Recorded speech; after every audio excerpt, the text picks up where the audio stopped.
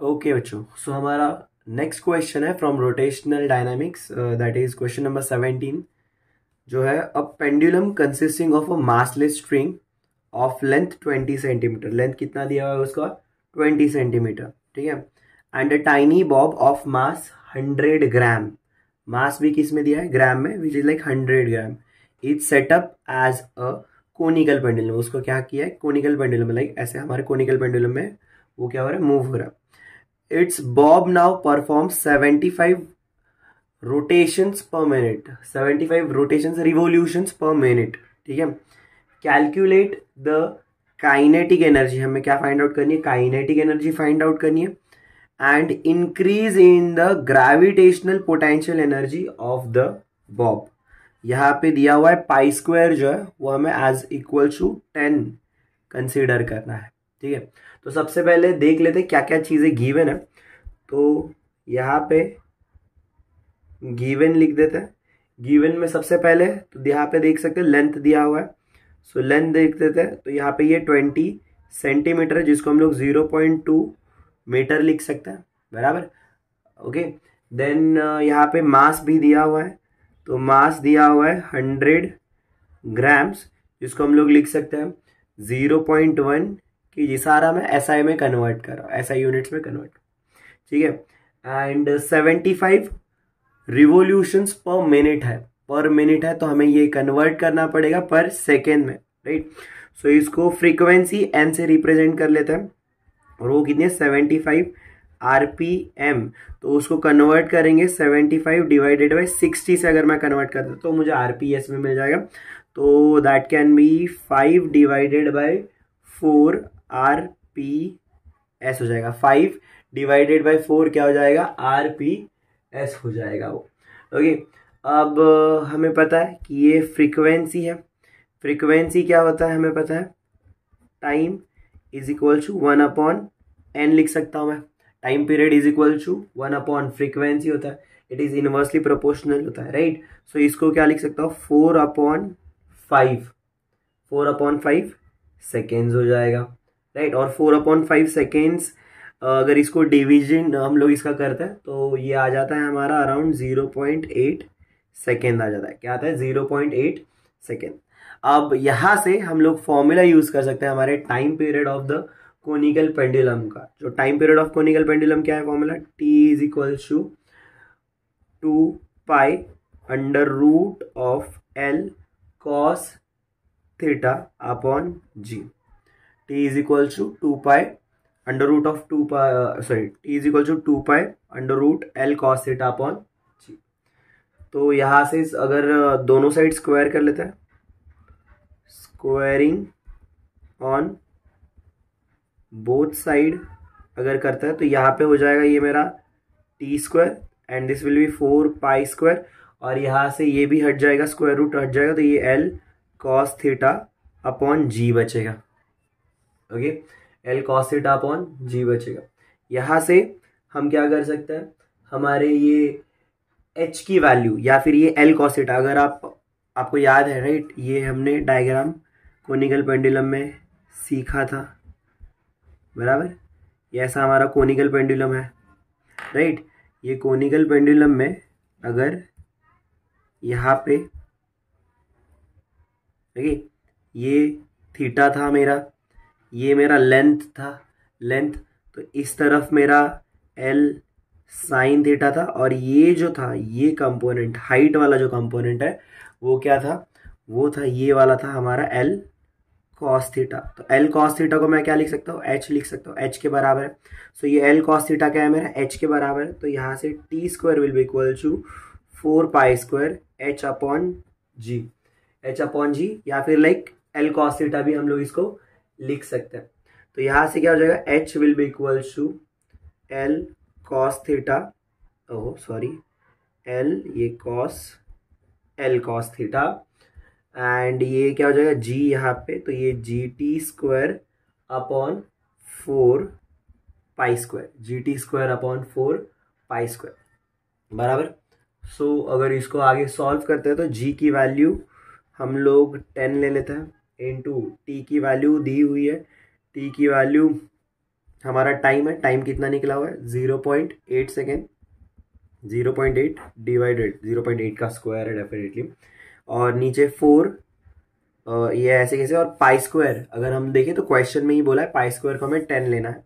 Pi square क्या हो जाएगा हमारा 10, राइट। सो ये 10 कैंसल आउट हो जाएगा, ये 10 कैंसल आउट कर लेते हैं हम लोग, और ये हमारा हो जाएगा 0.8 the whole square, right, 0.8 the whole square.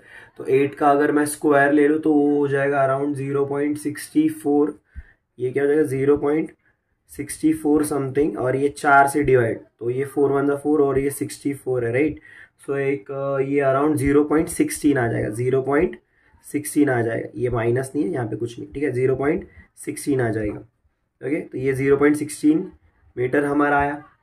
Okay, सो यहाँ से ये मेरा L cos थीटा या जो H है उसकी वैल्यू मुझे क्या मिली है, इसकी वैल्यू मुझे मिली है 0.16।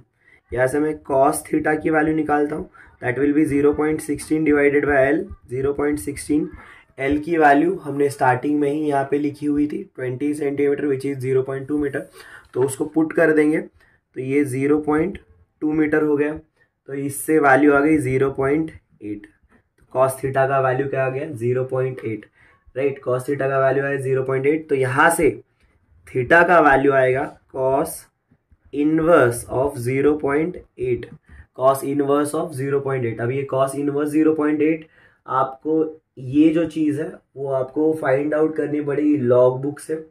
कहाँ से, लॉग बुक से फाइंड आउट करनी पड़ेगी, मैंने ऑलरेडी कैलकुलेट करके रखी हुई है, लाइक अदर मैं लॉग बुक यूज़ करने जाऊँगा वीडियो बहुत बड़ा हो जाएगा, तो उसके लिए आप ये लॉग बुक से फाइंड आउट कर सकते हो। लॉग बुक से अगर इसकी वैल्यू फाइंड आउट करते हैं हम लोग तो ये 36 पॉइंट हमारा कुछ 87 डिग्रीज आता है, 36.87 डिग्री समवेयर यहाँ पे ही आता है, ये मैंने लाइक फाइंड आउट करके रखी हुई है ऑलरेडी वैल्यू।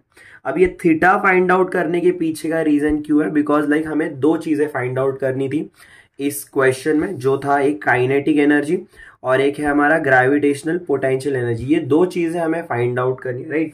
और इन दोनों चीज़ों को फाइंड आउट करने के लिए मुझे ये थीटा का जो वैल्यू है वो नीडेड है, ठीक है। अब ये थीटा का वैल्यू हमें मिला हुआ है 37.86 डिग्री, या इसको हम लोग लाइक अप्रोक्सीमेट भी ले सकते हैं 36.87 है, और या फिर इसको अप्रोक्सीमेटली 36.5 भी ले सकते हैं, इट डजेंट मैटर, बट ये हमारा वैल्यू मिला है थीटा का। ओके, अब इसका यूज करके हम लोग क्या कर सकते हैं, हम हमारा वेलोसिटी फाइंड आउट कर सकते हैं। वेलोसिटी का फॉर्मूला था हमारा v is equal to under root of R G tan theta, right, v is equal to under root of R G tan theta. तो यहां से मैं क्या बोल सकता हूं, इस v square will be equal to R G tan theta, right. r का वैल्यू ऑलरेडी हमारे पास है, r का वैल्यू ऑलरेडी हमारे पास है, r को हम लोग लिख सकते हैं l साइन थीटा, राइट, क्योंकि r एज सच यहाँ पे r कहीं पे दिया नहीं है क्वेश्चन में, l दिया हुआ है, राइट, मास दिया हुआ है, फ्रीक्वेंसी दिया हुआ है, r दिया नहीं है, बट मैंने आपको यहाँ पे बताया ना कि ये अगर l साइन थीटा यहाँ पे ऊपर होता है तो ये मेरा r का वैल्यू भी क्या होता है, सेम ही आता है, r का वैल्यू भी क्या आता है, सेम ही आता है, जो होगा l साइन थीटा के बराबर ही, राइट ना, क्योंकि ये r वेक्टर और ये l साइन थीटा वेक्टर ये क्या है, दोनों सेम डायरेक्शन में है और उनका मैग्नीट्यूड भी सेम होगा, तो दोनों इक्वल वेक्टर्स होता है। क्या होता है, इक्वल वेक्टर्स, दैट्स वाई ये r will be equal to क्या आएगा, l साइन थीटा आएगा, तो इसको l साइन थीटा लिखा। और मे भी ये चीज़ आपने डेरिवेशन जब हम लोग करते हैं कोनिकल पेंडुलम का तभी भी की होगी, ठीक है। और अगर आपको नहीं पता है तो इससे रिलेटेड वीडियो भी मैंने बनाई हुई है इस डेरिवेशन से रिलेटेड, तो वो आपको मस्ट है देखना, तभी आपको ये चीज़ें और अच्छे से क्लियर होगी। ये क्वेश्चन काफ़ी अच्छा है और इस तरीके के क्वेश्चंस एक्सपेक्टेड होता है बोर्ड्स में। तो l साइन थीटा यहाँ पे लिखेंगे हम लोग r को, तो r मैंने लिखा, g की वैल्यू यहाँ पे वैसे ही लिख देता हूँ फिलहाल के लिए, और ये हमारा आएगा tan ऑफ 36.87 डिग्री, ठीक है। सो l साइन थीटा, अगर l साइन थीटा हम लोग कैलकुलेट करने जाएंगे तो यहाँ पे ये कंप्लीट, यहाँ पे l की वैल्यू हमारे पास है which is like 0.2 metre l की वैल्यू है, और साइन थीटा, थीटा क्या हो जाएगा 0.2 multiply by sine of 36.87 degrees into 10 into tan of 36.87 degree, ठीक है। ये थीटा तो हमारे पास है ऑलरेडी, इसको अगर हम लोग कंप्लीटली सॉल्व करते हैं, again using a log book, अगर हम लोग इसको सॉल्व करते हैं तो हमें क्या मिलेगा, ये जो चीज़ है राइट, ये एल हमारा साइन थीटा जो है उसकी वैल्यू हमें मिल जाएगी 0.12 sine 36.87 degree. Again log book से फाइंड आउट करना, मल्टीप्लाई बाय 0.2 करते हैं हम लोग तो ये आ जाएगा 0.12 हमें आ जाएगा, multiply by 10 multiply by tan of 36.87 degree जो आता है अराउंड 0.75। ये tan ऑफ 36.87 डिग्री कहाँ से आया, डेफिनेटली लॉग बुक से आया। और इसको कैसे फाइंड आउट करना है आप अपनी लॉग बुक की प्लेलिस्ट चेक कर सकते हो, अपने ही चैनल पे है, वहाँ से आपको इजीली समझ में आएगा। इसका कैलकुलेशन करेंगे तो like this will be around 7.5 multiply by 0.12, this comes around 0.90 something, 0.90 yes 0.90 आएगा, 0.12 से करें 0.90, ठीक है। तो ये वैल्यू हमें मिलेगी, तो ये मिली वैल्यू मुझे v स्क्वायर की, किसकी मिली, v स्क्वायर की। अब हमारा ऑलमोस्ट चीज जो है सारा डन है।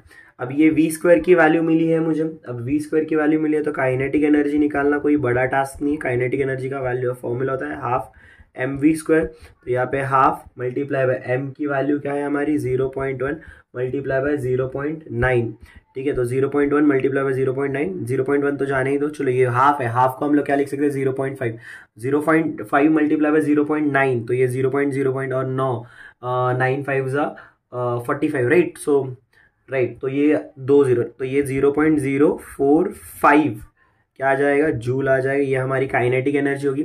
अब ये जो बॉब है राइट, ये बॉब जो है वो ऐसे रोटेट हो रहा है राइट, कोनिकल पेंडुलम में ये ऐसे घूम रहा है। तो अभी ऑब्जर्व करो, अगर मैं यहाँ पे देखूँ तो यहाँ पे मेरा इसका निप है, बट जब ये कोनिकल पेंडुलम में घूमने लग जाएगा तो ये हल्का सा देखो ऊपर गया राइट, तो इसने कुछ यहाँ से डिस्टेंस देखो ऊपर ट्रैवल किया रहेगा जब ये बॉब के जैसा करेगा राइट। तो अभी तो मैं आपको ऐसे पूरा लाइक स्लांट दिखा रहा हूँ, ये पूरा ऐसे लेटा हुआ है राइट, बट जब ये ऐसे होगा और ये ऐसे घूमने लग जाएगा तो हल्का सा क्या होगा, जब एक्चुअल ये होगा, बट जब ये ऐसे घूमने लगेगा रोटेट करने लगेगा तो ये हल्का सा ऊपर चले जाएगा। तो ऊपर चले जाए तो वो क्या कर रहा है, हमारे ग्रेविटेशनल फोर्स के अगेंस्ट कुछ वर्क कर रहा है, तो वहां पे वो वर्क क्या होगा, as a gravitational potential energy के फॉर्म में उस बॉब में स्टोर हो जाएगा। और हमें क्या करना है, हमें उसी पोटेंशियल एनर्जी को, उसी ग्रेविटेशनल पोटेंशियल एनर्जी जो इंक्रीज होगी ना उसको फाइंड आउट करना है राइट। सो यहाँ पे therefore increase in gravitational potential energy will be written as delta PE can be written as mg। यहाँ पे h होता है, बट h हम लोग कौन सा लेंगे, जो हमारा एक्चुअल लेंथ है राइट, एक्चुअल लेंथ है, ठीक है, माइनस ये, अब ये हमारा हाइट जो चेंज हुआ है यहाँ से इतना, ये हाइट जो चेंज हुआ है हमारा, सो ये लेंथ माइनस h हो जाएगा।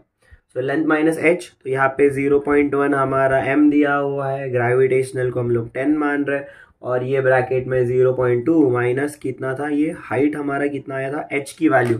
h अब कहाँ से मिलेगा, तो h हमने ऑलरेडी निकाल चुके हैं बच्चों, देखो मैंने यहाँ पे लिखा था h is equal to L cos theta, ये उसी के लिए मैंने लिखा था, भले ही हमने कैलकुलेट क्या किया था, कॉस थीटा कैलकुलेट किया था बराबर, बट यहाँ पे मैंने स्पेसिफिकली h लिखा था बिकॉज यहाँ पे हमें h की वैल्यू नीडेड थी, और h की वैल्यू क्या मिल रही थी 0.16 मीटर, जो हम लोग क्या करेंगे डायरेक्टली यहाँ पे पुट करेंगे 0.16 मीटर, यहाँ पे पुट करेंगे हम लोग, इसको पूरा सॉल्व करते हैं, लाइक ये 0.20 माइनस 0.16, तो दिस विल बी 0.04 राइट, 0.04। तो इसको अगर सॉल्व करेंगे हम लोग तो हमें मिल जाएगा answer will be equal to, like ये 10 है, 10 मल्टीप्लाई बाय 1 तो ये 1 हो जाएगा, और यहाँ पे आ जाएगा 0.04, लाइक 10 मल्टीप्लाई बाय 0.1 तो 1 हो जाएगा, और ये 0.04, तो ये हुआ हमारा, यहाँ पे काइनेटिक एनर्जी मिला, यहाँ पे हमें पोटेंशियल एनर्जी जो इंक्रीज होने वाला है वो पोटेंशियल एनर्जी मिला। ओके, सो ये क्वेश्चन काफी बड़ा था, इसको डिस्क्राइब करने में भी काफी टाइम गया, इसके लिए मैंने बीच बीच के क्या किए, कैलकुलेशंस ऑलरेडी करके रखे थे, मैंने डायरेक्टली पुट किए, बट आप लॉग बुक का यूज करके उन कैलकुलेशंस को यूज कर सकते हो, आपको आंसर्स सही मिलेंगे। इस वीडियो को अच्छे से देखो और इस क्वेश्चन को प्रैक्टिस करो, ये इस तरीके का क्वेश्चन एक्सपेक्टेड होता है बोर्ड्स एग्जाम में, ये इस तरीके का क्वेश्चंस आता है मोस्ट, लाइक बहुत बार आ भी चुका है, ठीक है। तो इसको अच्छे से प्रैक्टिस करना है। और अगर इस क्वेश्चन से रिलेटेड कोई भी डाउट होगा आपको तो आप कमेंट बॉक्स में इजीली मुझे कभी भी पूछ सकते हो, एंड मैं डेफिनेटली उसका आंसर देने का ट्राई करूंगा। ओके, तब तक के लिए चलो बाय बाय।